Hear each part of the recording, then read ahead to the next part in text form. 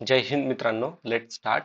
September 2007 मध्ये भारताने प्रक्षेपित केलेला उपग्रह रिकामजागासाठी उपयोगी ठरणार आहे. तर मित्रांनो, तो सॅटेलाइट हा दळणवळण म्हणजे कम्युनिकेशनसाठी वापर करण्यात येणार होता. तर आता आपल्याला महत्वाचं आहे 2024 मध्ये असा कोणता सॅटेलाइट आहे, तर एक नासा आणि इस्रो यांच्या कोलॅबोरेशन मध्ये निसार नावाचं सॅटेलाइट आपण लॉन्च करणार आहोत मार्च 2025 मध्ये. ओके. निसारचा लॉंग फॉर्म काय आहे? NASA ISRO synthetic aperture radar. Okay, synthetic aperture radar. आता पुढचा प्रश्न, 1857च्या उठावाचे वैशिष्ट्य म्हणजे रिकामजागा ऐक्य होय, तर हिंदू मुस्लिम ऐक्य हे होते. आता बाकीचे 1857 उठाव होण्यामागची काही कारण लक्षात ठेवा, जसं की डॉक्ट्रिन ऑफ लॅब्स, पुन्हा ईस्ट इंडिया कंपनीची जी मोनोपोली होती ती, आणि जे भारतीय व्यापारी होते त्यांच्यावरती खूप जरा टॅक्स लावण्यात आलेला होता, आणि महत्वाचं म्हणजे vernacular press act. Okay. Next प्रश्न, 1907 मध्ये महर्षी कर्वे यांनी हिंगणे येथे रिकामी जागा संस्थेची स्थापना केली. तरी 1907 मध्ये यांनी महिला महाविद्यालय याची स्थापना केलेली आहे. महर्षी कर्वे यांनाच अण्णा कर्वे, तसेच महर्षी धोंडीबा केशव कर्वे. ओके. 1896 मध्ये यांनी अनाहत बालिका आश्रम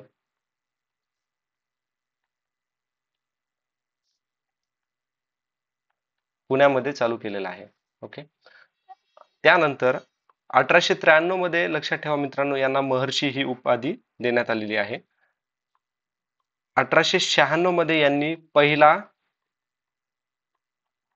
पहिली विधवा स्कूल चालू केली आहे. ओके, 1896 मध्ये. त्यानंतर 1916 मध्ये त्यांनी पहिली विमेन युनिव्हर्सिटी चालू केली. 1948 साली त्यांनी जाती निर्मूलन संस्था याची स्थापना केली. ओके. अजून एक मुद्दा लक्षात ठेवा, 1958 मध्ये यांना भारतरत्न मिळालेला आहे. मित्रांनो, यांच्याबद्दल आपण ह्याच एपिसोड मध्ये खूप सारे अजून बघा, टोटल 4 ते 5 प्रश्न डिस्कस करणार आहोत. ओके, त्याच्यामध्ये काही उरलेले पॉइंट आहेत ना, मी तिथे सांगेल तुम्हाला. आता पुढचा प्रश्न, भारतातील लोकसंख्या वाढ नियंत्रित करण्यासाठी रिकाम जागा पंचवार्षिक योजनेत कुटुंब नियोजन कार्यक्रमावर भर देण्यात आला होता. तर तो आला होता 5व्या पंचवार्षिक योजना, जी 1974 ते 1978 मध्ये झालेली होती. ओके. त्यावेळेस नारा दिलेला होता, गरिबी हटाव. ओके. त्यानंतर अजून काय एम होतं 5व्याचं, तर आत्मनिर्भर. ओके, आत्मनिर्भर. ओके. आता 1974 ते 1978 काळात काही महत्वाचे इव्हेंट झाले होते, जसे की 18 मे, तारीख लक्षात ठेवा, 18 मे 1974 मध्ये काय झालं होतं, पोखरण मध्ये अणुचाचणी झाली होती. ओके. त्या प्रोजेक्टचं सिक्रेट नाव काय आहे? बुद्ध हसला. ओके, त्याला स्माइलिंग बुद्धा असं पण म्हणतात. आता ह्याचे प्रमुख कोण होते? ह्या प्रोजेक्टचे प्रमुख तो होते राजा रामन्ना. ओके. पुन्हा 26 एप्रिल 1975 मध्ये काय झालं होतं, 36 कॉन्स्टिट्यूशन अमेंडमेंट. या 36व्या घटना दुरुस्तीनुसार सिक्कीम राज्याची निर्मिती झाली होती. 25 जून 1975 ला काय झालं होतं, आणीबाणी जाहीर करण्यात आलेली होती. ओके, नॅशनल इमर्जन्सी लागलेली होती, आणि इमर्जन्सी लागल्यामुळे ही जी पंचवार्षिक योजना होती 5वी, तर याला बाजूला ठेवून 20 कलमी कार्यक्रम सुरू केलेला होता. ओके. त्यानंतर वाळवंट विकास कार्यक्रम 1977 ते 1978 या काळात चालू ठेवला होता. त्यानंतर 1975 मध्ये प्रादेशिक ग्रामीण बँक याची सुरुवात झालेली होती. ओके, नेक्स्ट प्रश्न पाहूयात आता. रिकाम जागा यांनी इसवी सन 1909 मध्ये नाशिकचे कलेक्टर जॅक्सन यांचा वध केला होता. तर कोणी केला होता? तर अनंत कानेरे यांनी केला होता. यांच्यासोबत अजून कोण होते? कृष्णाजी गोपाळ कर्वे, त्यानंतर विनायक रामचंद्र देशपांडे. ओके, आणि ह्या तिघांना पण मृत्यूदंडाची शिक्षा देण्यात आलेली होती. आता हे जे अनंत कानेरे आहेत ना, हे अभिनव भारत याचे मेंबर होते. ओके, आता याच्यात लक्षात ठेवा, 26 ऑगस्ट 1906 मध्ये टिळक यांनी ना नाशिकमध्ये एक स्पीच दिलं होतं बघा. त्यांच्या स्पीच मध्ये त्यांनी राष्ट्रभक्ती जागृत केली होती आणि त्याच राष्ट्रभक्तीच्या म्हणजे त्या स्पीचचा परिणामच झाला होता अनंत कानेरे यांच्यावरती. ओके, नॅशनलिस्ट त्यांची जी देशभक्तीची त्यांची देशभक्ती जागृत झाली आणि त्यांनी देशासाठी देशाच्या स्वातंत्र्यासाठी लढा देण्यासाठी ते हे झाले, तयार झाले होते. कदाचित विचारलं जाऊ शकेल की 26 ऑगस्ट 1906 मध्ये टिळक यांनी काय केलं होतं? तर टिळक यांनी स्पीच दिलं होतं नाशिक या ठिकाणी. ओके, अजून एक लक्षात ठेवा, 1904 मध्ये व्ही डी सावरकर आणि त्यांचे बंधू गणेश सावरकर यांनी यंग इंडियाची स्थापना केलेली होती. ओके, यंग इंडियाची स्थापना केली होती. आता पुढचा प्रश्न, अच्छा हा, याच्यामध्ये अजून थोडं माहिती लक्षात ठेवा. खुदीराम बोस त्यांच्यासोबत प्रफुल्ल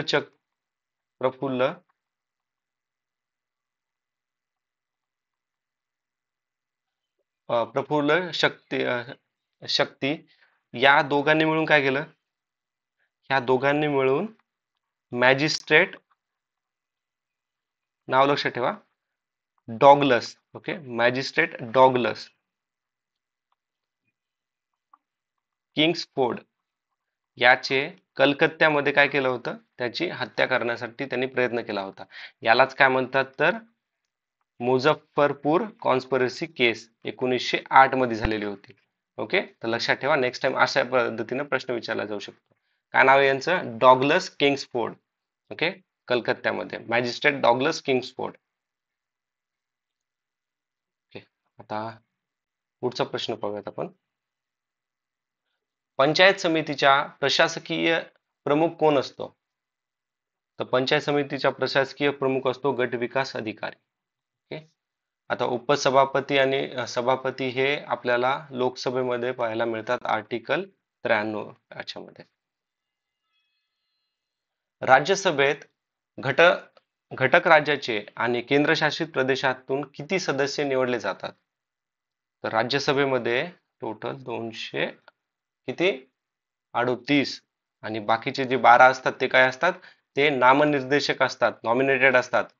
ओके, आणि कशा फील्ड मधून येतात? ते आर्ट, पुन्हा लिटरेचर म्हणजे साहित्य, सायन्स, पुन्हा सोशल सर्व्हिस याच्यामधनं येतात. ओके, आता हे 12 नॉमिनेट कोण करतं? तर हे राज्यसभेतले प्रेसिडेंट नॉमिनेट करतं अंडर, आणि हे नॉमिनेट करण्याची पॉवर कशामध्ये असते? तर आर्टिकल 4 सब क्लॉज 1 आणि आर्टिकल 80 सब क्लॉज 2 मध्ये. ओके, तर हा मुद्दा पण लक्षात ठेवा. आता पुढचा प्रश्न आहे, तर याच्यामध्ये लक्षात ठेवा 65, तर याचा वर्ग कसा काढणार? 5 चा वर्ग 25. याची ट्रिक कशी आहे? ज्याच्या एकक स्थानी 5 असतात त्याचा वर्ग कसा काढतो? 5 चा वर्ग 25, 6 गुणिले 7 करायचं, 6 6 36, 6 7 42. ओके, 16 चा वर्ग किती आहे? 16 चा वर्ग 256. ओके, तर याचे मायनस करा, उत्तर येतो ऑप्शन नंबर 2. पुढचा प्रश्न पाहूयात आता. आता बघा इथे काय what is the maximum strength of Rajya Sabha? राज्यसभेची कमाल किती सदस्य असतात? 250 असतात. आपण आताच बघितलं 238 आणि 12 जे नॉमिनेट केले जातं प्रेसिडेंट कडनं, आर्टिकल 4 आणि आर्टिकल 80 सब क्लॉज 2 मध्ये. राष्ट्रीय सभेने म्हणजे राष्ट्रीय काँग्रेसचे पहिले अधिवेशन कुठे भरले होते? तर हे भरले होते मुंबईमध्ये. मुंबईमध्ये कुठे भरलेलं होतं? आता लक्षात ठेवा, INC ची स्थापना 1885. 28 ते 31 डिसेंबर ह्या कालावधीत काय झालं होतं? पहिलं सेशन झालं होतं मुंबईमध्ये. ओके, मुंबईमध्ये कुठे झालं होतं? गोकुलदास तेजपाल संस्कृत कॉलेज इथे. प्रेसिडेंट कोण होते? Umesh Chandra Banerjee. Okay, A.O. Hume हा कोण होता? तर हा ऑर्गनायझर होता आणि जनरल सेक्रेटरी होता आणि यानेच सेफ्टी वॉल थेअरी दिलेली होती. यालाच फादर ऑफ काँग्रेस असं पण म्हणलं जातं. ओके, अच्छा. आता मित्रांनो, इथं एक लक्षात ठेवा, राज्यसभेमध्ये व्हाईस प्रेसिडेंट, आता करंट व्हाईस प्रेसिडेंट कोण आहे? तर जगदीप धनखड. तर हे एक्स ऑफिशियो चेअरमन असतात राज्यसभेचे. ओके, आता प्रश्न 11वा बघा. प्रश्न 11वा त्यांनी काय दिले आपल्याला? काय म्हणतात? 6.27 मीटर लांबीचं वायर वाकून त्याचं वर्तुळ बनवलंय, तर त्याची त्रिज्या विचारली. तर फॉर्म्युला काय असणार? 2πr. ओके, तर 2 × 3.14 आर काढायचे आणि हे किती दिलेलं आपल्याला त्यांनी एरिया परिघ किती दिलाय त्याचा? तर 6.27. ओके, 6.27. तर आर इथे घ्या, यांचा गुणाकार, हे कॅन्सल होऊन जातं 1 मीटर. ओके, तर उत्तर आहे ऑप्शन नंबर 2 याचं. मित्रांनो, एक गोष्ट सांगायची राहिली इथे. हे भूपेंद्रनाथ आहेत ना, तर यांच्याबद्दल थोडी माहिती लक्षात ठेवा. तर भूपेंद्र कुमार, मी खाली लिहितो. ओके,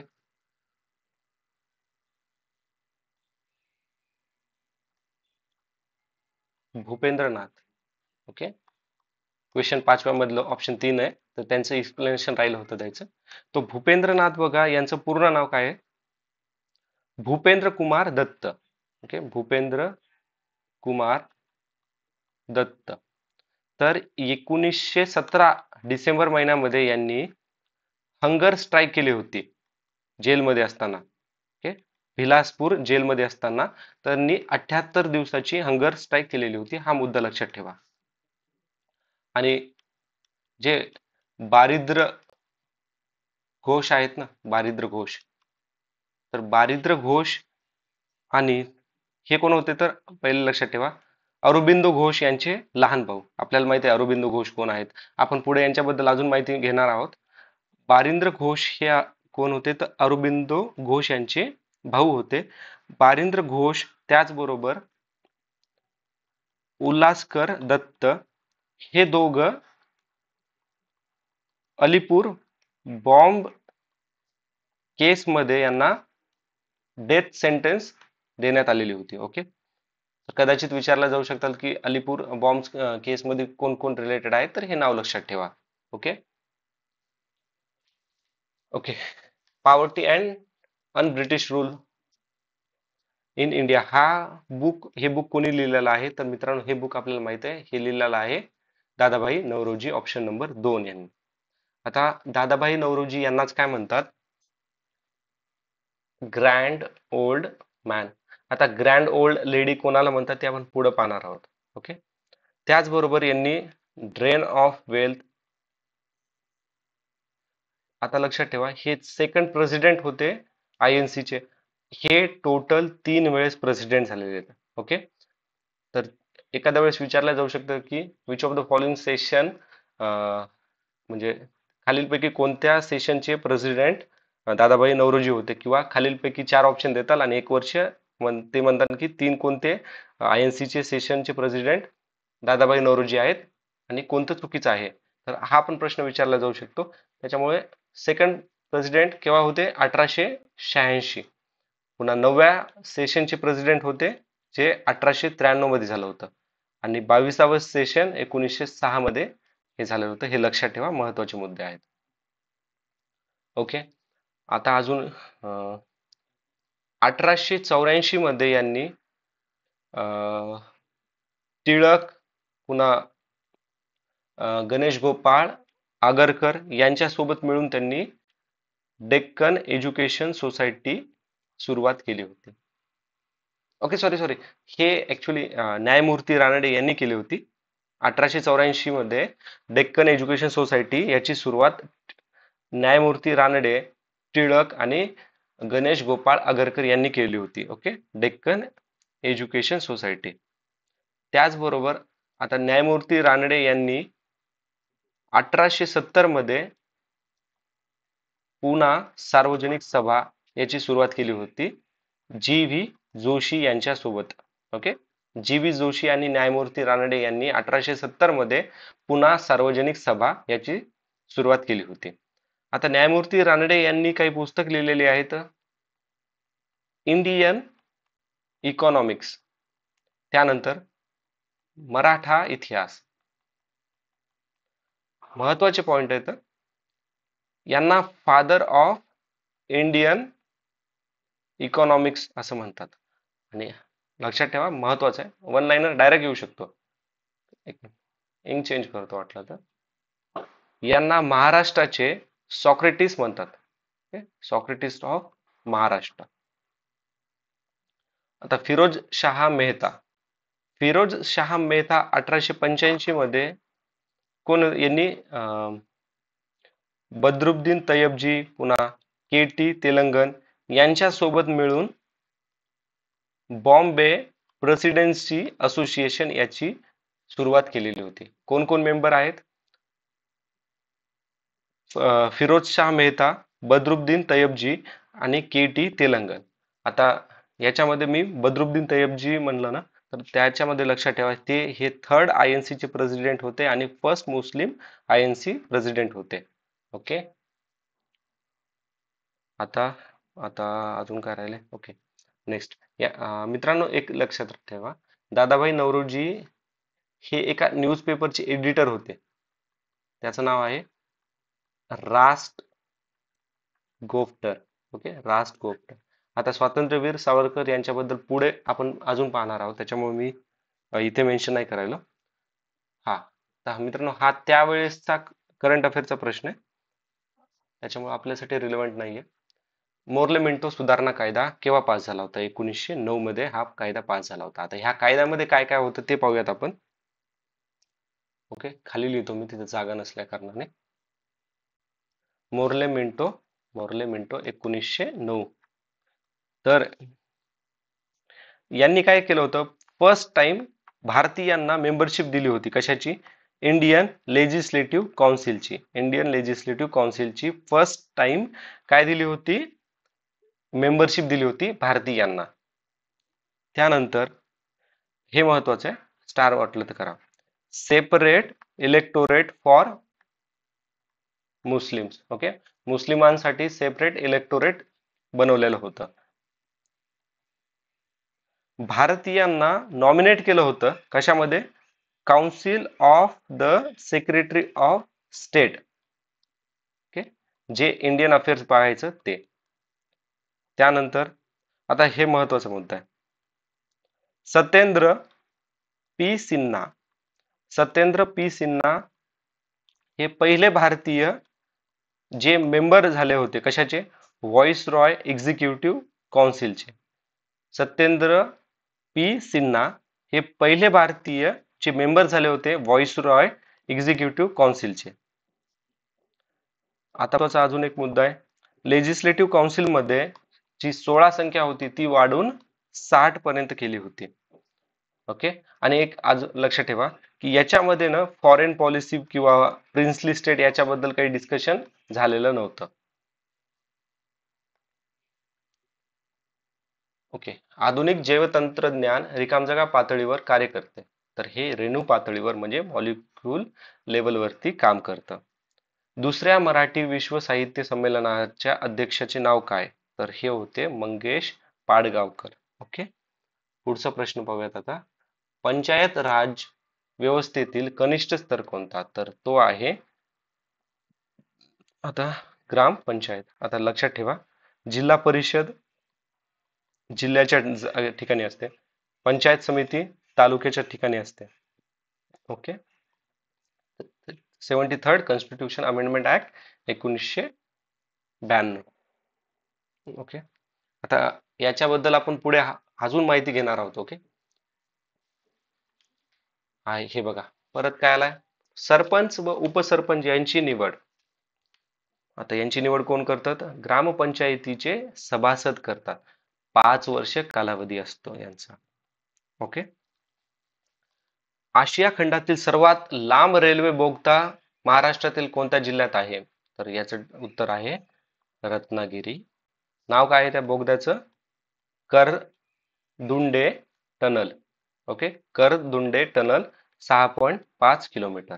आता 2024च्या डेटानुसार लक्षात ठेवा, पीर पंजाल टनल जे जम्मू आणि काश्मीर मध्ये आहे, ज्याची लांबी आहे 11.2 किलोमीटर, हे सर्वात लांब रेल्वेचं बोगदा म्हणजे टनल आहे. ओके, करंट मध्ये ही आहे. आता काही महत्वाचे मुद्दे लक्षात ठेवा.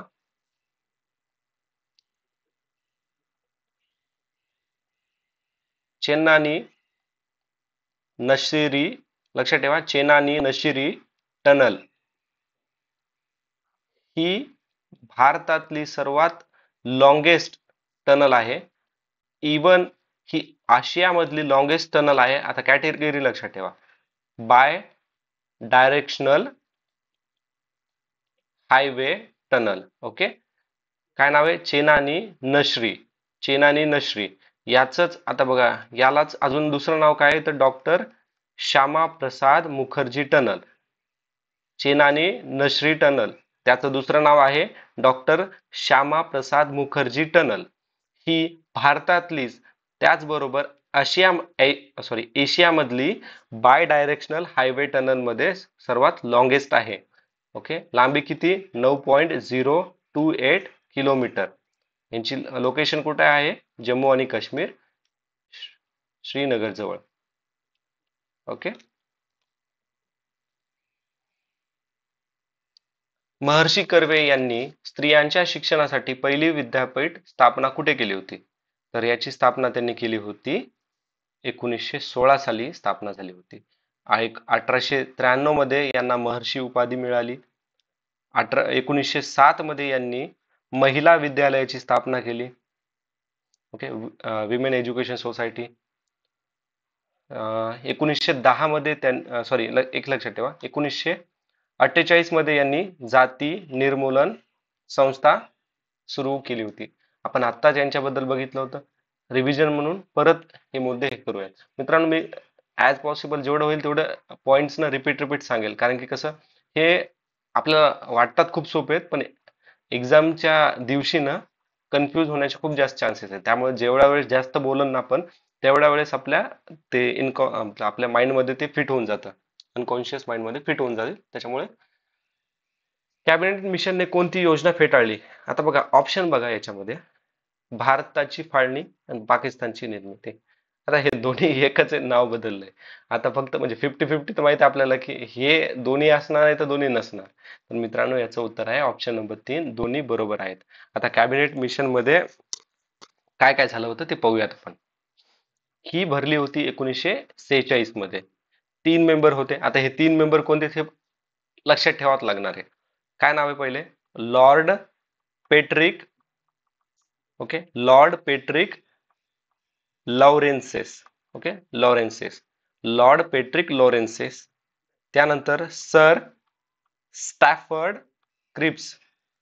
Sir Stafford Cripps. त्यानंतर आहे A V. Alexander. A V. Alexander. Okay, तुम्हाला कोणती ट्रिक नाव याला लक्षात ठेवायचं असेल तुम्ही ठेवा, काही पण करा, पण हे नाव लक्षात ठेवा, महत्वाचे आहे. आता याच्यात अजून एक लक्षात ठेवा, ह्या टाइम मध्ये ब्रिटिश प्रेसिडेंट कोण होता? तर क्लेमेंट एटली.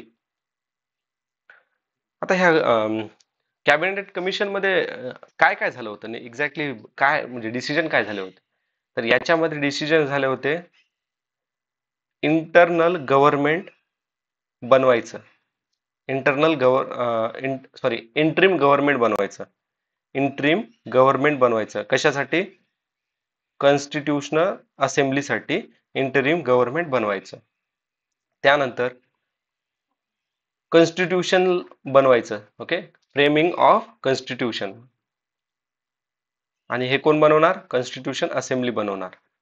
यांनी पाकिस्तान बनवण्यासाठी रिजेक्ट केलेलं होतं. तेच पाकिस्तानची निर्मितीला रिजेक्ट केलं होतं.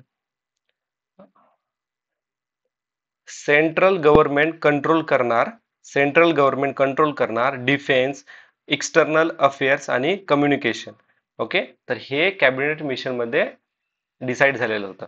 आता नेक्स्ट टाइम असं विचारलं जाऊ शकतं, इथं रिजेक्ट विचारलं, which of the following things are accepted, म्हणजे कॅबिनेट कमिशन प्लॅन मध्ये कोणकोणत्या गोष्टीचा समावेश होता, कोणता? इंटरिम गव्हर्नमेंट बनवण्याचा, त्यानंतर कॉन्स्टिट्यूशन बनवण्याचा, पाकिस्तानला बनवण्यासाठी रिजेक्शन आलेलं होतं, आणि सेंट्रल गव्हर्नमेंटकडे कंट्रोल करायचं कोणकोणत्या? डिफेन्स, एक्सटर्नल अफेअर आणि कम्युनिकेशन. ओके, क्लिअर आहे? पुढचा प्रश्न, राष्ट्रीय जलचर प्राणी म्हणून कोणत्या प्राण्याची घोषणा करण्यात? तर डॉल्फिनची घोषणा करण्यात आली. डोंगर डोंगरीच्या तुरुंगातील 101 दिवस हे पुस्तक गोपाळ गणेश आगरकर यांनी लिहिलेलं आहे. ओके, तर हे तुरुंगामध्ये असताना लोकमान्य टिळक पण त्यांच्या सोबत होते. आता गोपाळ गणेश आगरकर हे को फाउंडर होते कशाचे? न्यू इंग्लिश स्कूलचे. डेक्कन एज्युकेशन सोसायटी आपण आत्ताच बघितलं होतं, 3 मेंबर होते याच्यात. न्यू कोणतं? Deccan education society. त्यानंतर फर्ग्युसन कॉलेज टिळकांसोबत यांनी म्हणजे को फाउंडर होते टिळकांसोबत हे. आणि हे सेकंड प्रिन्सिपल होते फर्ग्युसन कॉलेजचे 1892 पर्यंत. 1892 मध्ये त्यांचा देहांत झालेला होता. ओके, हे गोपाळ गणेश आगरकर हे एडिटर होते, पहिले एडिटर होते केसरी. ओके, केसरी मराठी वृत्तपत्र जे लोकमान्य टिळक यांनी चालू केलं होतं. ओके, या आणि गोपाळ गणेश आगरकर यांनी सुधारणा. ओके, सुधारक. आता हे सुधारक काय हे आपण पुढे पाहणार आहोत, याच्यावरती प्रश्न आहेच. नेक्स्ट प्रश्न, यशवंतराव चव्हाण महाराष्ट्र मुक्त विद्यापीठ रिकाम जागा येथे आहे, तर हे नाशिक येथे आहे.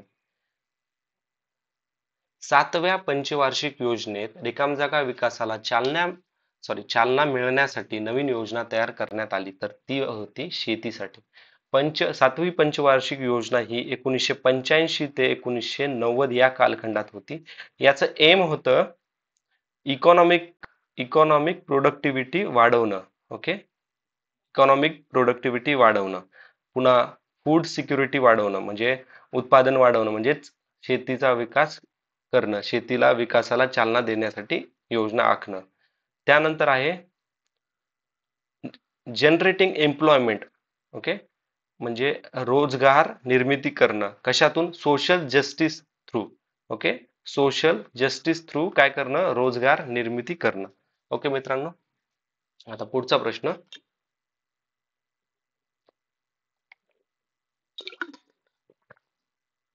सॉरी, आता याला काय करायचं? 5. ओके, हे 5 आलं इथं. ओके, एक काम करा, 5 10ला 5 गुणिले 2 करा. काय येतं इथं? हे 12, 5 5 25, हे 5 कटले, हे 125/2. इकडे हे आले. आता यांनी काय केलंय आपल्याला? इथं बेरीज आहे. 12 1 12 12 2 32 36, 32 2 34, एक आले 5. आता याला कॅल्क्युलेट करा, हे किती येतं? 10. ओके, 125 + 10 म्हणजे 135/2. किती येतं उत्तर? 37.5. उत्तर आलं ऑप्शन नंबर 3. नेक्स्ट प्रश्न पाहूयात आता. रिकाम जागा ह्या भारतातील सर्वात जुन्या घडी पर्वताच्या रांगा आहेत, तर अरवली पर्वत याचं उत्तर आहे. हत्ती हा प्रकारचा प्राणी आहे, तर हा शाकाहारी. महाराष्ट्रात कोणत्या जिल्ह्यात दगडी कोळसा सापडतो? तर मित्रांनो, आयोगानं हा प्रश्न कॅन्सल केलेला आहे. हा 2010चा पेपर आहे बघा, PSI चा म्हणजे. तर मित्रांनो, आता लक्षात ठेवा, हा प्रश्न आपल्याला MPSC 2024 मध्ये पण आलेला होता. ओके, तर चंद्रपूर याचं उत्तर आहे तसं, कारण की चंद्रपूरमध्ये बांदर, पुन्हा घोंगूस आणि तेलवासा या ठिकाणी दगडी कोळसा सापडतो. ओके, तर हे मुद्दे लक्षात ठेवा. नेक्स्ट टाइम ज्यावेळेस प्रश्न कसा फ्रेम होतो त्यावेळेस आपल्याला आन्सर डिसाईड करता येईल. ओके, नेक्स्ट प्रश्न पाहूयात आता. सरपंचास कोण निवडून देतात? कोण निवडून देतं सरपंचाला? तर सरपंचाला निवडून देतात ग्रामपंचायतीचे सदस्य. 5 वर्षाचा कालखंड यांचा असतो. ओके, 73 कॉन्स्टिट्यूशन अमेंडमेंट ऍक्ट आताच आपण पाहिले. ब्राह्मोस, ब्रह्मोस कशाचे नाव आहे? तर ब्रह्मोस हे मिसाईल आहे. ओके, आता नेक्स्ट प्रश्न. महाराष्ट्राचे मार्टिन ल्युथर हे कोणाला म्हणतात? तर हे महात्मा फुले यांना म्हणतात. ओके, आता महात्मा फुले बद्दल आपण थोडी माहिती घेऊया. महात्मा फुले, आता एक, ओके, इथे मा, महात्मा फुले, तर यांचं एज्युकेशन कुठे झालं होतं? स्कॉटिश मिशनरी स्कूलमध्ये. स्कॉटिश मिशनरी स्कूलमध्ये यांचं एज्युकेशन झालं होतं. 1848 मध्ये यांनी पहिली मुलींची शाळा पुण्यामध्ये सुरू केली. 1863 मध्ये यांनी बाल हत्या रोखण्याचे केंद्र सुरू केले. 1873 मध्ये यांनी सत्यशोधक समाज सुरुवात केली. 1888 मध्ये यांना महात्मा हे टायटल कोणी दिलं होतं? विठ्ठलराव कृष्णाजी यांनी दिलं होतं. विठ्ठलराव कृष्णाजी बांडेकर हे पूर्ण नाव आहे त्यांचं, यांनी दिलं होतं. 1889 मध्ये यांनी नाही लोकांसोबत मीटिंग केली बॉम्बेमध्ये आणि केशवपणापासून मुक्तता करण्यासाठी डिस्कशन केलं. यांची महत्वाची पुस्तके लक्षात ठेवा. गुलामगिरी 1873 मध्ये. ओके, त्यानंतर इशारा, पुन्हा सार्वजनिक, सत्यधर्म, तृतीया रत्न 1855 मध्ये, शेतकऱ्याचा आसूड 1881 मध्ये, ब्राह्मणाचे कसब 1869 मध्ये.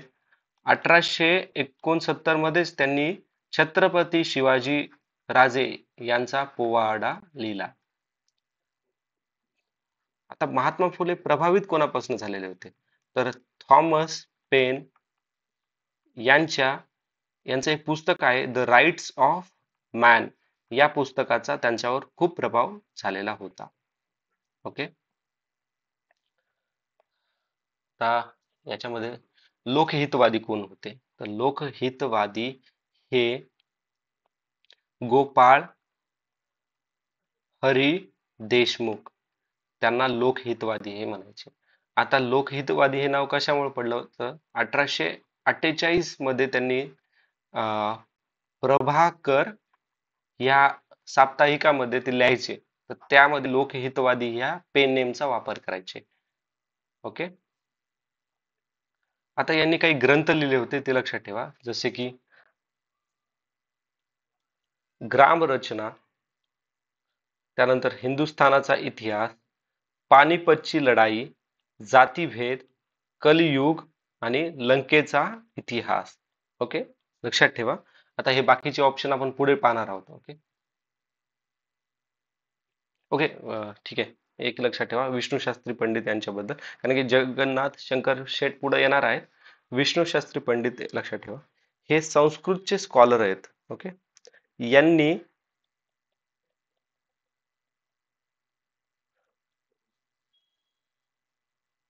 पुनर्विवाह उत्तेजक मंडली याची सुरुवात केली होती.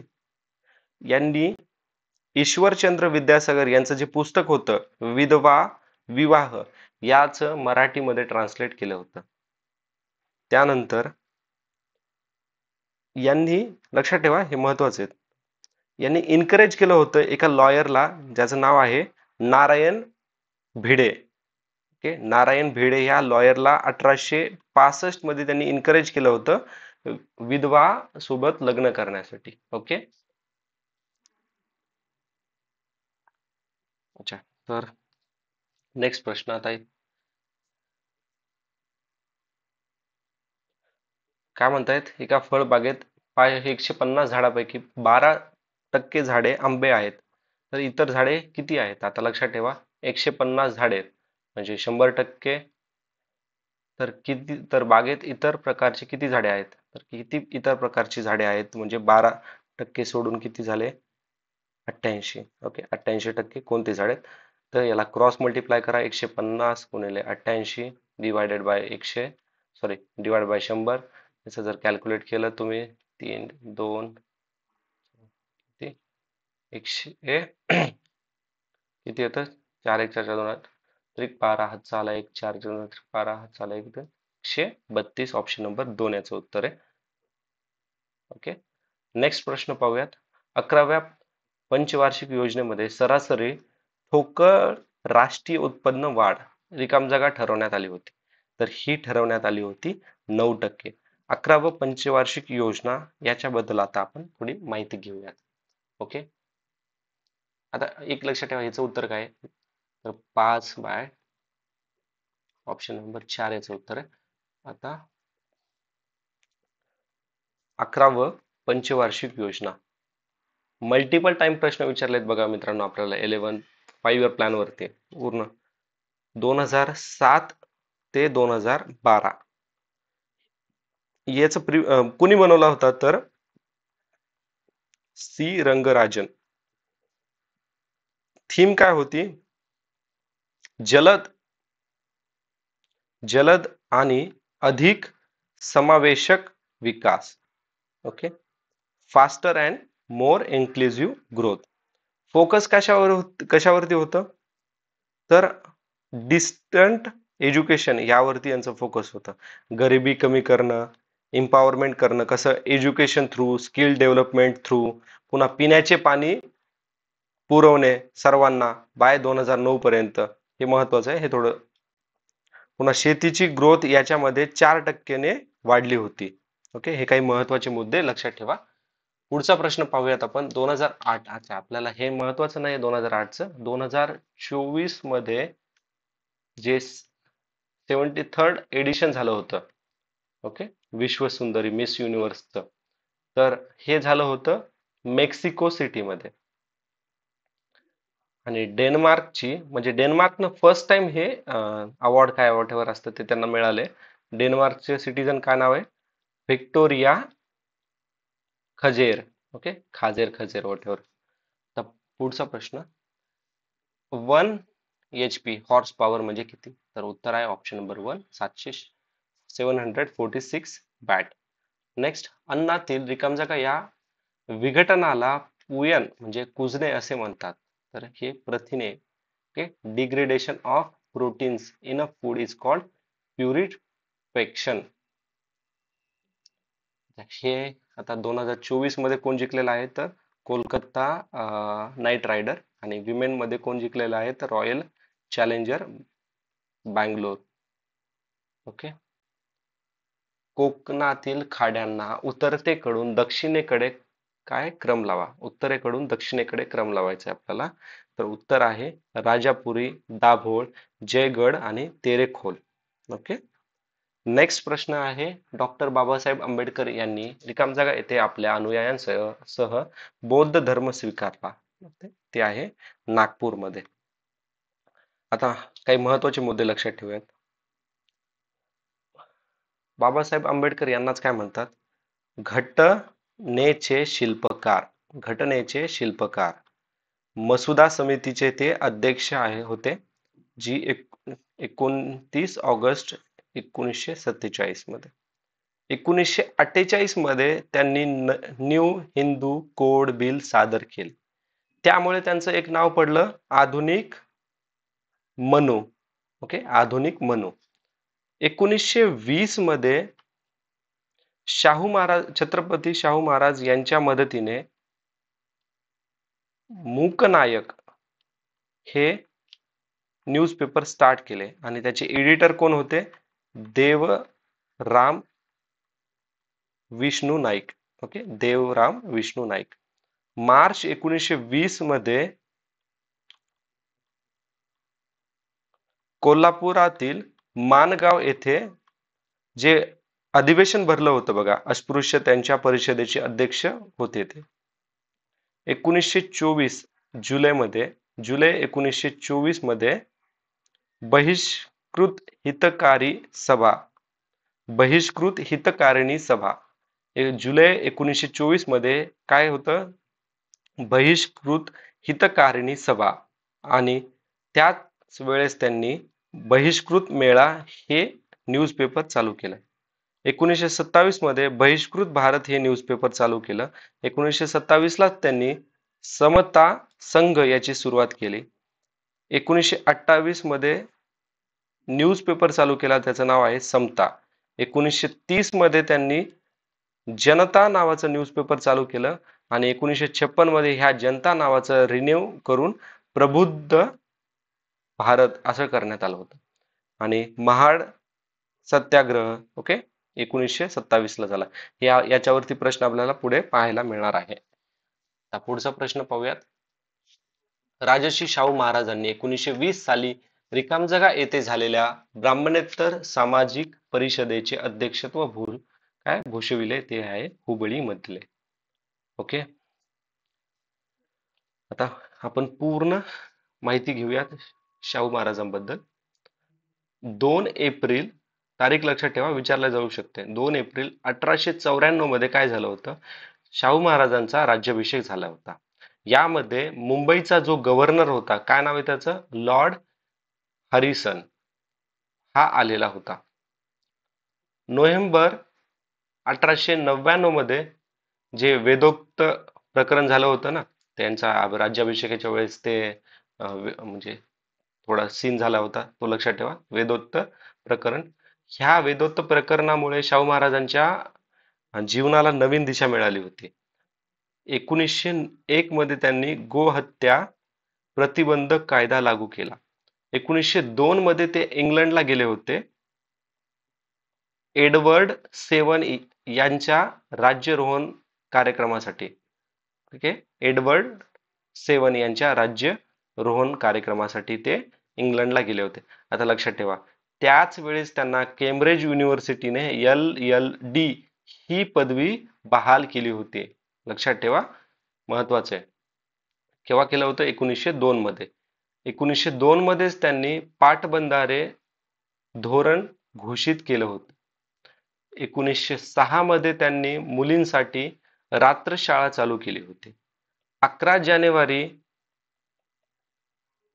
1911 मध्ये, ओके, 11 जानेवारी 1911 मध्ये कोल्हापुरात त्यांनी सत्यशोधक समाज याची स्थापना केली आणि त्यांच्या अध्यक्षपदी कोणाला निवड केलं, तर भास्करराव जाधव यांना निवड केलं. आता याच्यात कन्फ्यूज होऊ नका की सत्यशोधक समाज, तर मित्रांनो सत्यशोधक समाज महात्मा फुले यांनी चालू केलेली आहे.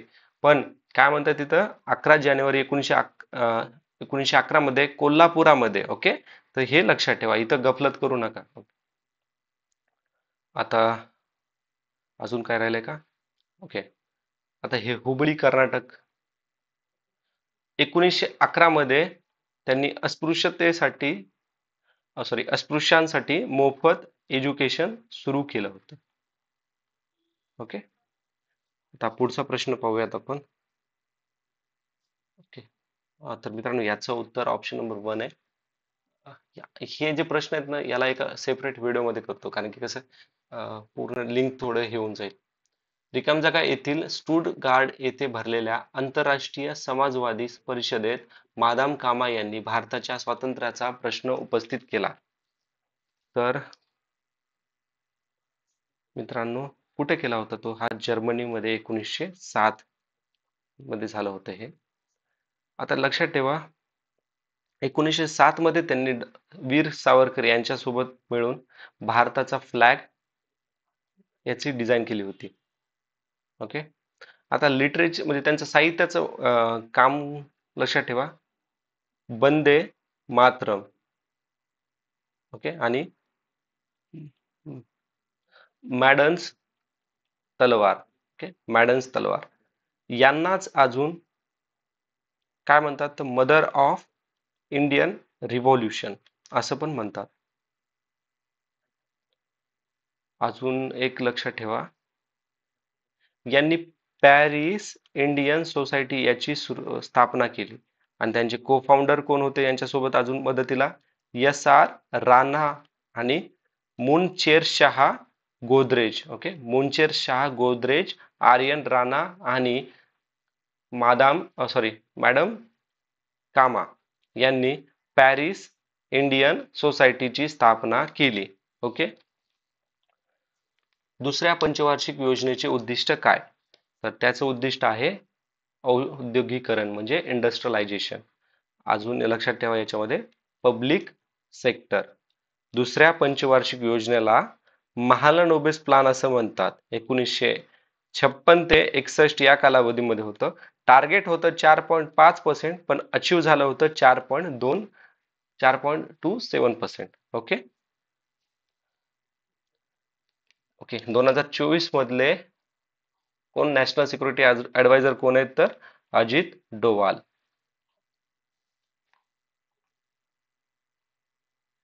भारतातील रिकामजागा राज्यात सर्वात जास्त रबराचे उत्पादन होते ते आहे केरळ.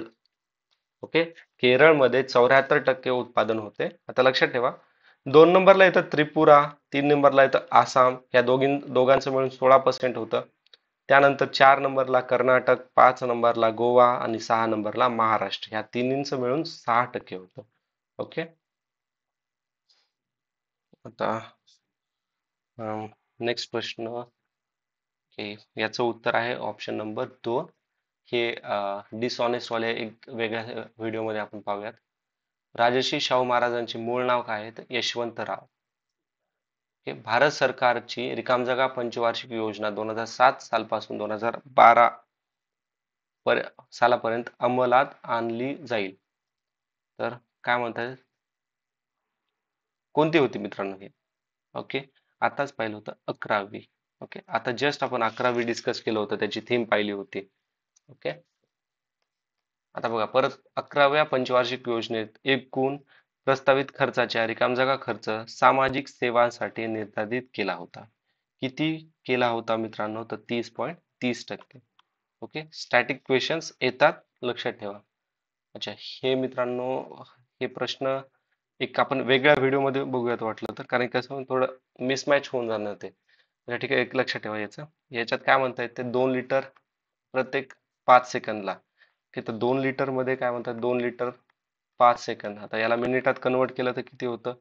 5 सेकंदला मिनिटात कन्वर्ट केलं तर किती? 60/5 12. 12 गुणिले हे 2 लिटर म्हणजे किती? 24 लिटर पर मिनिट. ओके, याच्यात काय म्हणतात, एकदा टाकतंय आणि एका याच्यातनं निघून जाते. हा, आणि ह्या दोन्ही कंडिशन चालू असताना 90,000 लिटर क्षमतेचे आपल्याला काय म्हणतात पाणी टाकी भरायची, तर किती वेळ लागतोय हा विचार. आता हे आपण काढलं पाणी भरणे, आणि पाणी बाहेर काढण्यासाठी कसं आहे, 1 लिटर साठी किती? 10 सेकंद. तर 60 मध्ये किती? ओके, 60 मध्ये किती येतं? 6 गुणिले 1. Okay, 6 litre per minute. आता याच्यात काय करणार, हे भरतं आणि हे बाहेर टाकतं. यांना वजा केलं तर 18. ओके, 18 90,000 लिटर मधून 18 भागाकार करा, आलं 50. 5,000 मिनिटे. ऑप्शन 3 याचं उत्तर आहे. नेक्स्ट प्रश्न, भारतीय राज्यघटनेतील नागरिकत्वाची तरतूद एकेरी नागरिकत्व आहे. ओके, आता भारताचे नागरिकत्व आर्टिकल कलम 5 ते 11 मध्ये आहे. पार्ट 2, भारताच्या हे लक्षात ठेवा, महत्वाचं आहे. भारताच्या कॉन्स्टिट्यूशन मध्ये सिटीजनची ना डेफिनेशन दिलेली नाहीये. ओके, मेन्शन केलेलं नाहीये, सिटीजनची ही टर्म मेन्शन केलेली नाहीये भारताच्या कॉन्स्टिट्यूशन मध्ये. ओके, आणि हे युनियन लिस्ट मध्ये येतं. ओके, सिटीजनशिप हा पूर्ण युनियन लिस्टचा सब्जेक्ट आहे. ओके, आणि पूर्ण जी एक्सक्लुझिव्ह पॉवर असते ना, हे सर्व संसदेकडे असते, पार्लमेंटकडे याची पॉवर असते. ओके,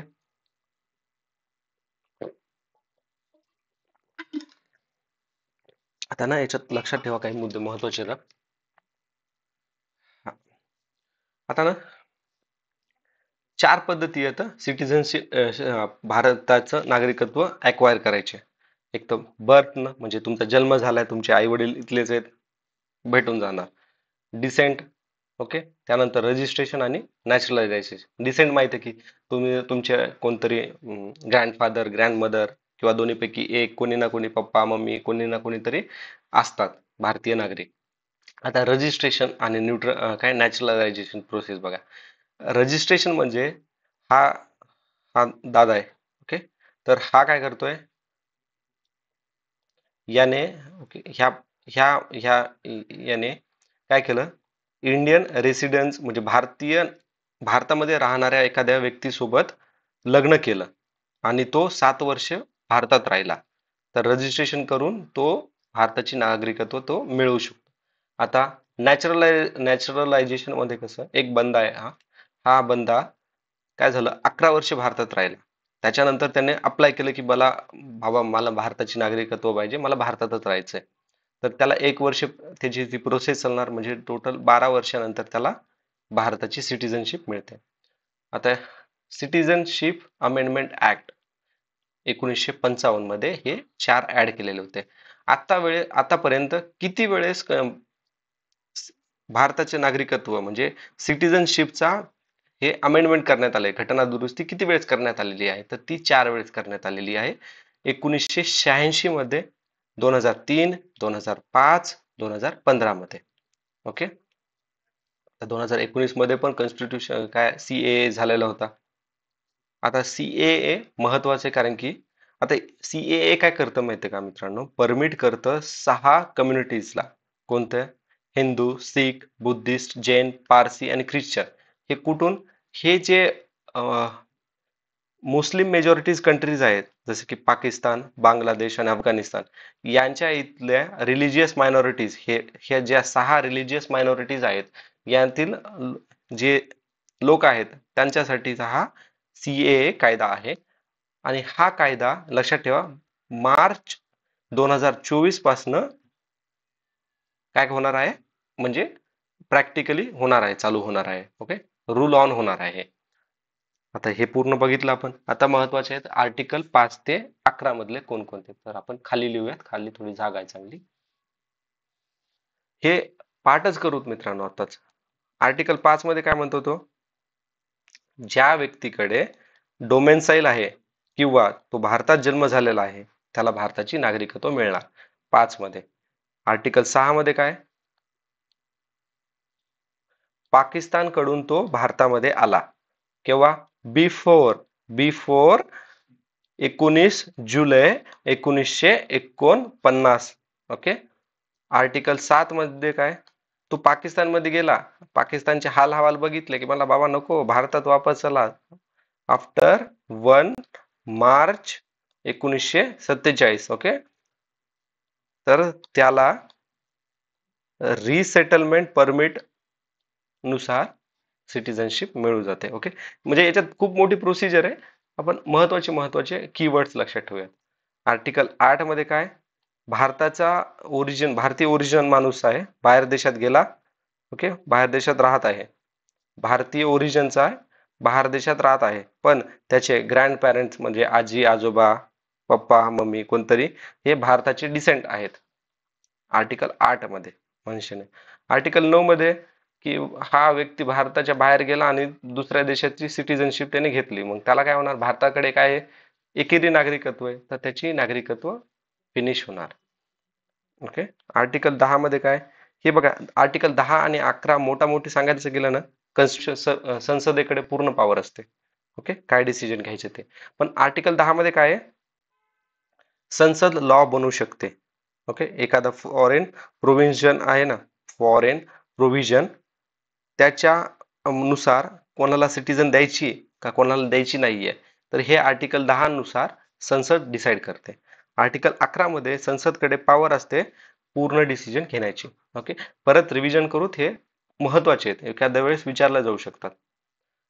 कारण की कसं, सीएए 2019 ते 11 मार्च 2024 पासून रूल ऑन होणार आहे, तर हे महत्वाचा मुद्दा आहे. आर्टिकल 5 मध्ये काय म्हणतो तो, ज्यांच्याकडे डोमेनसाईल आणि भारतात जन्म झालाय तो भारताचा रहिवासी. 6 मध्ये काय, जो काय म्हणतोय, migrate to India from Pakistan, म्हणजे पाकिस्तानकडून भारतात आलाय बिफोर 19 जुलै 1949, ही तारीख लक्षात ठेवा, 19 जुलै 1950. आर्टिकल 7 मध्ये काय, पाकिस्तानमध्ये गेला केव्हा, 1 मार्च 1947 पर्यंत, पण काय केला तो, रिसेटलमेंट परमिट करून वापस आला, की मला बाबा काही फायदा नाही पाकिस्तानमध्ये जाऊन, खायचे बेहाल आहे तिथं, मी भारतात येतो. ओके, जसं की हम साथ साथ है, मला भावा मी भारताच्या सोबतच आहे. ओके, हे लक्षात ठेवा वाटलं तसं. आर्टिकल 8 मध्ये काय, इंडियन ओरिजिनचा व्यक्ती आहे, तो बाहेर देशात राहतो, म्हणजे त्याचे आई वडील आजोबा कोणी ना कोणीतरी बाहेर देशामध्ये गेले आणि ह्या व्यक्तीचा पण जन्म तिथंच झाला, त्याच्यानुसार तो ते आर्टिकल 8 मध्ये आपल्याला पाहायला मिळतं. आर्टिकल 9 मध्ये काय, एखादा हिरो आहे आणि तो बाहेर देशात गेला आणि तो बाहेरच्याच देशात राहायला लागला, त्याने भारताची नागरिकत्व सोडून दिलं, आर्टिकल 9 मध्ये येते. 10 मध्ये काय, तर संसद लॉ बनू शकते एखाद्या फॉरेन प्रोव्हिजनच्या याच्यामध्ये, त्याला सिटिझनशिप द्यायची का नाही हे डिसाईड करण्याचा आर्टिकल 10 आहे, संसदेकडे पॉवर. आर्टिकल 11 मध्ये कोणते पण मॅटर्स असो, काही पण असो, सर्व डिसिजन घेण्याची ताकद ही संसदेकडे आहे. Okay, I think all clear आहे हे सर्व. ओके, आता हे एज वाला प्रॉब्लेम आहे. ठीक आहे, हे सोपा वाला आहे तर लगेच करून घेऊया. ते काय म्हणतात, वडिलांचे वय हे आई व मुलगा यांच्या वयाच्या बेरजे इतके आहे, आणि सरासरी तिघांचे 20 आहे, तर वडिलांचे वय काढा. तर वडिलांचे वय काढा म्हणणे तर लक्षात ठेवा, तिघ जण आहेत ना, 3 गुणिले 20 60 येतं, आणि हे काय म्हणतंय की बेरजे इतके आहे, या दोघं म्हणजे वडील इक्वल्स टू आई आणि मुलगा इक्वल्स, म्हणजे 30 30 ऑप्शन 3. पुढचा, आगरकरावर रिकाम जागा या पाश्चात्य लेखकाचा प्रभाव होता. कोणाचा प्रभाव मित्रांनो यांच्यावरती, स्पेन्सर यांचा. ओके, आताच आपण बघितलं होतं ना, महात्मा ज्योतिबा फुले यांच्यावरती कोणाचा प्रभाव होता, त्याच्यामध्ये आपल्याला विचारलं जाऊ शकतं, म्हणून तो पॉइंट तिथे कव्हर केला होता. आता मित्रांनो, या प्रश्नाचं उत्तर आहे ऑप्शन नंबर 3. हे जे बघा, जे लेंदी वाले प्रश्न आहेत ना, याच्यासाठी कसं वेगळे व्हिडिओमध्ये बघूयात आपण. ओके, हे छोटे वन लाईनर वाले लिंक तुटत नाही, पण याच्यात कसं वेगळा कन्सेप्ट पूर्ण सांगावं लागेल. ड्रीम ऑफ माय फादर हे आत्मचरित्र बराक ओबामा याचे. पुढचा प्रश्न पाहूयात. रमाकांत एका शालेय वर्षात 198 दिवस उपस्थित होता. तर मित्रांनो ऍक्च्युली ह्याचं, अच्छा ठीक आहे, त्याची उपस्थिती किती 90% असल्यास शाळा त्या वर्षी किती दिवस भरली. तर आता बघा, 198 दिवस किती 90%, 100%ला किती, क्रॉस मल्टिप्लाय करा, उत्तर येईल ऑप्शन नंबर हे 220 दिवस. ओके, पुढचा प्रश्न, ते ऍक्च्युली कसं ह्याच्यात थोडं लिंक बसत नाही मित्रांनो, त्याच्यामुळे आपण बाकीचे मॅथचे प्रश्न नंतर बघूयात. विधानसभेचे विसर्जन करण्यास सल्ला राज्यपालाला कोण देतो. विधानसभेचे विसर्जन करण्याचा सल्ला हा मुख्यमंत्री देतो. ओके, आता याच्यामध्ये आपण पाहूयात राज्यपालाबद्दल पूर्ण माहिती, कारण की बघा, हे मुख्यमंत्री, गृहमंत्री, लोकायुक्त हे पूर्ण अजून येणार आहेत, त्यावेळेस त्यांच्या पूर्ण डिटेल घेऊयात. ओके, गव्हर्नर म्हणजे राज्यपाल, कलम 153 ते 162 याच्यामध्ये आहे. हा कॉन्स्टिट्यूशनल हेड आहे, कशाचा, स्टेटचा, राज्याचा कॉन्स्टिट्यूशनल हेड कोण आहे, गव्हर्नर आहे. ओके, पण हा बाउंड असतो कशाचा, काउन्सिल ऑफ मिनिस्टर, म्हणजे सीएम आणि त्याचे जे मिनिस्टर असतात ना, त्यांच्या ऍडवाइसचा हा बाउंड असतो, यांच्यावरती सॉरी बाउंड असतं हे. यांचा टेन्युअर म्हणजे कालखंड असतो 5 वर्षाचा, पण प्लेजर ऑफ प्रेसिडेंट लक्षात ठेवा. रिमूव्ह यांना प्रेसिडेंट करतात, आणि यांची रिमूव्हल प्रेसिडेंट काही प्रोसिजर काही नाहीये, प्रेसिडेंटच्या मनात आलं तर ते केव्हा पण यांना काढू शकतात. यांची निवड करण्यासाठी बघा लक्षात ठेवा, कोणाला पण करता येत नाही, ज्यांचं जो भारतीय नागरिक आहे, ज्यांचं 35 वर्ष वय झालेलं आहे, आणि तो कशाचा मेंबर नसला पाहिजे, आणि not member of Lok Sabha Rajya Sabha, okay, कशाचाच नाही. त्यानंतर not hold any office of profit, हे तर सर्वांना माहिती आहे. आर्टिकल 356, ज्यावेळेस प्रेसिडेंट रूल लागतो त्यावेळेस प्रेसिडेंटच्या, म्हणजे प्रेसिडेंटच्या नावाखाली हा बघतो. ओके, स्टेटचा कारभार, गव्हर्नर प्लस पार्लमेंट हे दोघं मिळून बघतात. 163 आर्टिकल याच्यामध्ये गव्हर्नरची डिस्क्रेटनरी पॉवर आहे. ओके, काहीतरी त्याला. आणि गव्हर्नरची डिस्क्रेटनरी पॉवर ही प्रेसिडेंटच्या डिस्क्रेटनरी पॉवर पेक्षा जास्त मोठी आहे. ओके. आता आर्टिकल 200 लक्षात घ्या. Governor bill. आता एखादं बिल आहे. ओके. एखाद्या बिलला कन्सेंट द्यायचं, असेंट द्यायचं, विथहोल्ड करायचं, रिझर्व करायचं का रिटर्न करायचं, हे सर्व आर्टिकल 200 मध्ये मेन्शन आहे. आर्टिकल 201 मध्ये काय सांगितलंय? गव्हर्नरने दिलेलं बिल हे काय करायचं? प्रेसिडेंटकडे पाठवायचं. ओके. ज्यावेळेस प्रेसिडेंटकडे बिल पाठवलं मग गव्हर्नरचा रोल संपला. जे आहे ते प्रेसिडेंट बघून घेतात. याच्यात एक लक्षात ठेवा, आता सपोज हे बिल आहे, हे बिल पाठवलं प्रेसिडेंटकडे. ओके. गव्हर्नर मला का नाही होत, मी प्रेसिडेंटकडे पाठवतोय. प्रेसिडेंटकडे पाठवलं. प्रेसिडेंट म्हणला की बाबा हे काय बरोबर नाही, वापस घ्या आणि परत नीट बनवून आणा. यांनी परत पाठवलं प्रेसिडेंटकडे. आता बाउंड नसतं प्रेसिडेंट की त्यांना म्हणजे परमिशन देणारच. ओके. प्रेसिडेंट परत त्यांना वापस करू शकतो. ओके.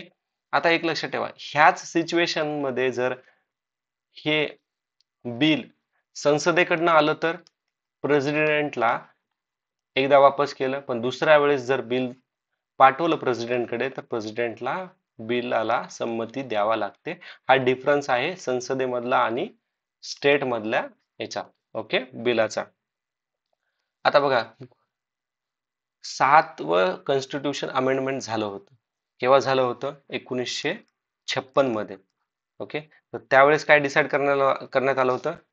एकच व्यक्ती एकापेक्षा जास्त स्टेटचा काय गव्हर्नर बनू शकतो. आणि एक लक्षात ठेवा, हे कन्व्हेन्शन आहे बघा. ओके. की सपोज महाराष्ट्रात राहणारा व्यक्तीच महाराष्ट्राचा गव्हर्नर नसला पाहिजे. हे एक कन्व्हेन्शन आहे की बाहेरचा कोणत्या पण स्टेटचा जो गव्हर्नर आहे म्हणजे व्यक्ती हा महाराष्ट्राचा गव्हर्नर बनू शकतो. हे कन्व्हेन्शन आहे, कुठे मेन्शन केलेलं नाही. ओके. नेक्स्ट प्रश्न आहे, भारतात प्रत्यावर्ती धारणेची एसीची दिशा एका सेकंदात 100 वेळा बदलते. ओके. 100 वेळा बदलते. फ्रिक्वेन्सी किती आहे? 50 हर्ट्स. ओके. युनिट काय? हर्ट्स. हे लक्षात ठेवा. आता पुढचा प्रश्न, ओके, कानूसन्याल कशाशी संबंधित आहे? तर हे कष्टकरी शेतकरी चळवळ. आता याच्यात लक्षात ठेवा, जे नक्षलबारी अपस्प्रिंग झालं होतं ना 1967 मध्ये, तर हे कानूसन्याल त्याचे लीडर आहेत. ओके. आता एक महत्वाचा मुद्दा लक्षात ठेवा, father of Naxalite movement. Father of Naxalite मुवमेंटचे 3 फादर आहेत. एक कानू सन्याल, पुन्हा कानूच्या नंतर चारू मजुमदार आणि जंगल संथाल. जंगल संथाल. आता ह्या तिघांच्याच याला काय म्हणतात? सिलिगुरी ग्रुप म्हणतात. ओके. सिलिगुरी ग्रुप असं पण म्हणतात. उच्च न्यायालयाच्या न्यायाधीशाची नियुक्ती कोण करतं? उच्च न्यायालयाच्या न्यायाधीशाची नियुक्ती कोण करतं? तर त्याची नियुक्ती करतं राष्ट्रपती करतात. ओके. आता पूर्ण डिटेल पासून बघूयात. भारतामध्ये इंडिया हाय कोर्ट ऍक्ट 1861 नुसार कलकत्ता, मद्रास आणि बॉम्बे येथे पहिले हायकोर्ट बनवण्यात आले होते. कलकत्तामध्ये पहिलं 1862 मध्ये हायकोर्ट बनवण्यात आलं होतं. पहिलं हायकोर्ट कुठे बनवण्यात आलेलं आहे? तर कलकत्तामध्ये बनवण्यात आलं होतं 1862 मध्ये. कशानुसार? हायकोर्ट ऍक्ट 1861 नुसार. भारतामध्ये सध्या 25 हायकोर्ट आहेत. आर्टिकल 231. आता ठीक आहे, एक काम करू, पूर्ण आर्टिकल बघूयात. आर्टिकल 214 ते 231. ओके. हे हायकोर्ट संबंधात आहेत. यांचा टेन्युअर 62 इयर पर्यंत असतो. हा, पहिले अपॉइंटमेंट बघू, मग आर्टिकल्स वगैरे बघूयात. Okay.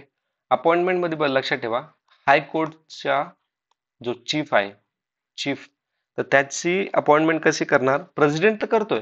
Okay, no doubt president करणार आहे, काहीच डाऊट नाही त्याच्यात. पण सीजीआय, ओके, सर्वोच्च न्यायालयाचा सर्वोच्च न्यायाधीश आहे ना त्याचा ऍडवाइस आणि ज्या स्टेटमध्ये अपॉइंटमेंट करायची त्या स्टेटचा जो राज्यपाल आहे त्याच्या सोबत हे सल्लामसलत करून चीफ जस्टिसची काय करतात अपॉइंटमेंट करतात. आता जे बाकीचे जजेस असतात ना तर त्याची जजेसची नियुक्ती करण्यासाठी आता हे दोघांचा ऍडवाइस तर घेतातच त्याचबरोबर आता ज्यांची निवड केली ना हायकोर्टच्या चीफची त्यांच्यासोबत पण सल्लामसलत ते करतात आणि जजेसची नियुक्ती करतात.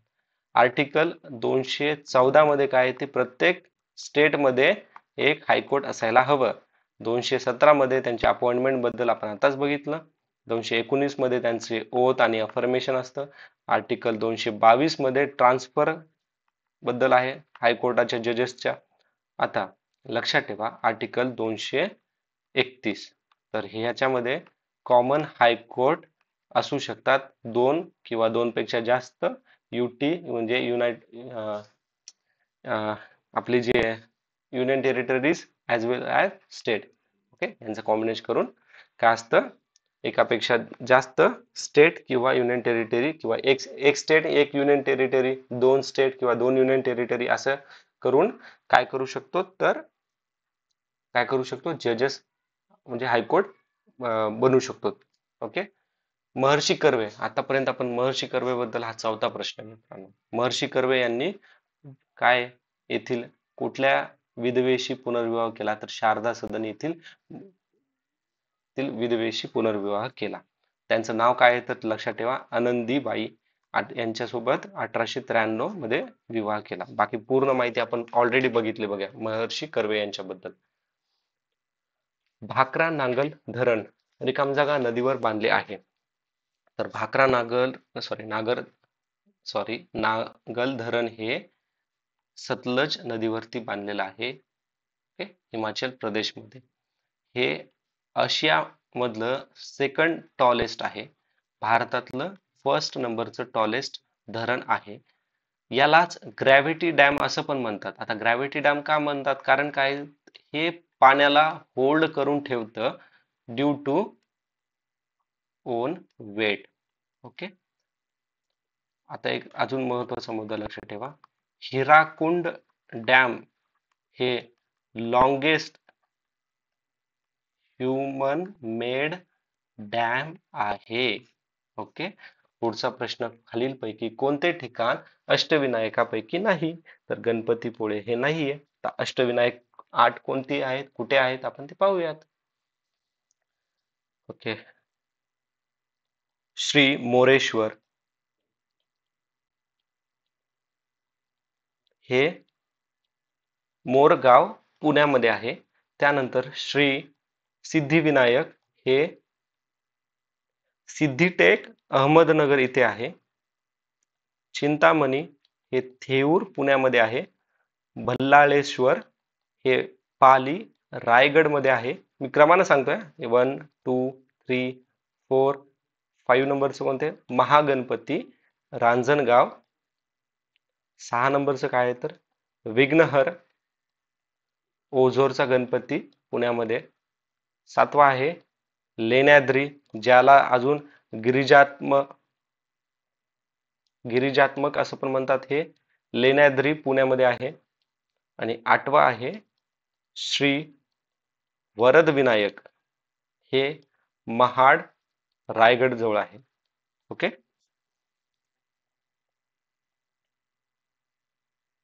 खालीलपैकी स्वराज्य संस्थाचे संस्थापक सदस्य कोण होते तर 1 जानेवारी 1923 मध्ये याची स्थापना झाली होती आणि याचे कोण आहे तर चित्रंजन दास याला आपण सी आर दास असं म्हणतो. सी आर दास यांना देशबंधू असं पण म्हणतात आणि यांच्यासोबत को फाउंडर कोण होते मोतीलाल नेहरू. ओके आता स्वराज्य पक्ष ओके यालाच काय म्हणतात अजून काँग्रेस खिलाफत स्वराज्य पार्टी असं पण म्हणतात. भारतीय नियोजन मंडळाचे अध्यक्ष कोण असतात तर याचे अध्यक्ष असतात भारताचे पंतप्रधान. पण आता हे 5 इयर प्लॅन वाला हे काय झालंय हे आता नाहीये याची जागा रिप्लेस करून नीती आयोग आलंय. आणि नीती आयोगाचे पण चेअरमन कोण असतं प्रेसिडेंट असतात.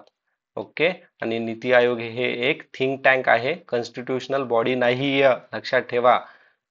आणि एक लक्षात ठेवा. आता नियोजन मंडळाची स्थापना केव्हा सुरुवात झाली होती? तर 19 मार्च 1950 मध्ये झाली होती. राष्ट्रीय संरक्षण प्रबोधिनी कोणत्या जिल्ह्यात आहे? तर राष्ट्रीय संरक्षण प्रबोधिनी हे पुणे जिल्ह्यामध्ये आहे. यालाच नॅशनल डिफेन्स अकॅडमी, ज्याची स्थापना 7 डिसेंबर 1954 7 डिसेंबर 1954 या रोजी झालेली आहे. ओके. स्वाईन फ्लू रोगाची साथ 2009 मध्ये कोणत्या देशात आलं? तर हे मेक्सिको आहे. तर स्वाईन फ्लू कशामुळे होतं? तर टाईप ए इन्फ्लुएन्झा व्हायरसमुळे होतो. Okay, influenza virus. Okay, next प्रश्न पाहूयात आता. गोविंदाग्रज हे टोपण नाव कोणाचे आहे? तर गोविंदाग्रज हे टोपण नाव आहे राम गणेश गडकरी यांचे. ऑप्शन 3. ओके. आता ना हे कविता लिहितात त्यावेळेस त्यांचं गोविंदाग्रज हे नाव आहे, आणि ज्यावेळेस ते विनोद वगैरे लिहितात, ज्याला ह्युमर म्हणतात ना, तर त्यांचं लेखन करताना त्यांचं टोपण नाव आहे बाळक राम. बाळक राम. गोडनी दांडेकर यांचं पूर्ण नाव आहे गोपाळ नीलकंठ दांडेकर. ओके. त्यांनी साहित्य कोणतं लिहिलेलं आहे लक्षात ठेवा? पडघावली. ओके, पडघावली. त्यानंतर व्ही व्ही शिरवाडकर, विष्णू वामन शिरवाडकर यांचं फेमस नाटक कोणतं येतं? नटसम्राट. आणि यांचं पेन नेम, टोपन नेम काय आहे? कुसुमाग्रज. ओके, महत्वाचे, लक्षात ठेवा, कुसुमाग्रज. ए आर देशपांडे. तर मित्रांनो आता यांच्याबद्दल लक्षात ठेवा, हे मुक्तछंद म्हणजे एकदम फ्री स्टाईल मराठी पोएट्री यांनी सुरू केली होती. Free style Marathi poetry. आणि हे मेंबर होते कशाचे? युनेस्कोच्या लिटरसी म्हणजे साहित्य एक्सपर्ट कमिटी जी होती त्याचे मेंबर होते हे. Okay. A R Deshpande. Atmaram Raoji Deshpande. Okay. 8व्या पंचवार्षिक योजनेचा कालखंड कोणता? 1992 1997. 1991 ला काय झालं? LPG reform. आता काय प्रमोट करणार होतं याच्यामध्ये आपण? मॉडर्नायझेशन ऑफ इंडस्ट्रियलायझेशन, औद्योगिकरण. 8व्या याच्यात. ओके. अजून लक्षात ठेवा, टार्गेट काय होतं? 5.6, पण अचीव किती केलं होतं आपण ह्या वेळेस? 6.8 अचीव केलेलं आहे. पुढचा प्रश्न 205. ओके. अच्छा, हे दशांश वाले ना काय मित्रांनो? सोपं आहे. ऑप्शन नंबर 1 याचं उत्तर आहे. सिंपली भागाकार करा. केसरी या वृत्तपत्राचे संपादक कोण होते? केसरीचे संपादक कोण आहेत मित्रांनो? गोपाळ गणेश आगरकर. घाईघाईत लोकमान्य टिळक नका करू, कारण की हे फाउंडर आहेत. ओके. संपादक म्हणजे एडिटर कोण आहेत? तर गोपाळ गणेश आगरकर. आत्ता जस्ट डिस्कस केलेला आहे हा प्रश्न आपण. ओके. भाऊदाजी लाड यांनी धन्वंतरी हे कुष्ठरोगावरील औषध शोधून काढले होते, आणि यांनी खूप प्रयत्न केले होते कलावंतीचे नाचणे बंद व्हावे याच्यासाठी. ओके. पुढचा प्रश्न, सल्फर डायऑक्साईडच्या उत्पादनासाठी रिकाम जागा ह्या उत्प्रेरक म्हणून उपयोग करतात, तर ह्यासाठी व्हॅनेडियम पेंटॉक्सिन याचा वापर केला जातो. ओके मित्रांनो, आता आपण पाहूयात. ओके, चला नेक्स्ट प्रश्न पाहूयात आपण आता. अच्छा, याचं उत्तर काय नाही मित्रांनो, हे सिंपल आहे. हे सर्व म्हणजे 1, हे म्हणजे 1. ऑप्शन 2 याचं उत्तर आहे. लाला हरदयाळ यांनी गदर संघटनेची स्थापना कुठे केली? तर यांनी, आता लक्षात ठेवा, यांनी स्थापना केली होती कॅनडा, अमेरिका. लाला हरदयाळ लहानपणीनं आर्य समाज यांच्यावरती खूप इन्फ्लुएन्स झाले होते, पण त्यांचं प्रौढपणी काय झालं की त्यांना मझिनी, जे इटलीचा रिव्होल्युशनरी लीडर होता मझिनी, त्यानंतर कार्ल मार्क्स, सर्वांना माहिती आहे कार्ल मार्क्स कोण आहे. त्यानंतर आहे मखिल बुकुनिस. ओके. मिखायली बुकुनिस हे रशियन जो अनार्किस्ट आहे ना, तर हे त्यांच्यापासून इन्फ्लुएन्स झाले होते. मे बी विचारला जाऊ शकता, कारण की आता आपण एक प्रश्न पाहिलाच होता तसा. आता हे महत्वाचे आहे. हे महत्वाचे आहे. यांना 2 वेळेस शिष्यवृत्ती मिळाली होती ऑक्सफोर्ड युनिव्हर्सिटीकडनं 1905 मध्ये. कशासाठी? तर संस्कृत मध्ये हायर स्टडी करण्यासाठी यांना मिळालेली होती ही संस्कृत. ओके, ही शिष्यवृत्ती. पुण्यात इसवी सन रिकामजगामध्ये महात्मा फुल्यांनी मुलीची पहिली शाळा आताच डिस्कस केल्या मित्रांनो 1848 मध्ये. ओके. भारतातील पहिली रेल्वे गाडी मुंबई ते ठाणे दरम्यान 1853 मध्ये सुरू झालेली आहे. ओके. महाराष्ट्रात एकूण जिल्हे किती? आता लक्षात ठेवा, महाराष्ट्राची स्थापना म्हणजे 1 मे 1960. ओके. ओरिजिनली होते 26. ओरिजिनल सांगतो मी. 2024 मध्ये आहेत 36. तालुके आहेत 357. 6 ग्रुप बनलेले आहेत, जसं की कोकण, पुणे, नागपूर, नाशिक, छत्रपती संभाजीनगर आणि अमरावतीवाला. ओके. आजचा शेवट. आणि एक लक्षात ठेवा, सिंधुदुर्ग हा कमी लोकसंख्या असलेला जिल्हा आहे. ओके, कमी लोकसंख्या असलेला जिल्हा आहे. आजचा शेवटचा प्रश्न मित्रांनो, डॉक्टर बाबासाहेब आंबेडकर यांनी रिकामजागा ठिकाणी मनुस्मृतीचे दहन केले, तर हे महाड येथे केले होते 1927 डिसेंबर 25 ला. ओके. ओके मित्रांनो, बाकीचे प्रश्न आपण नेक्स्ट व्हिडिओमध्ये डिस्कस करूयात. Thanks for watching. काही जर तुम्हाला डाऊट वगैरे असेल प्लीज कमेंट बॉक्समध्ये मेन्शन करा. जय हिंद.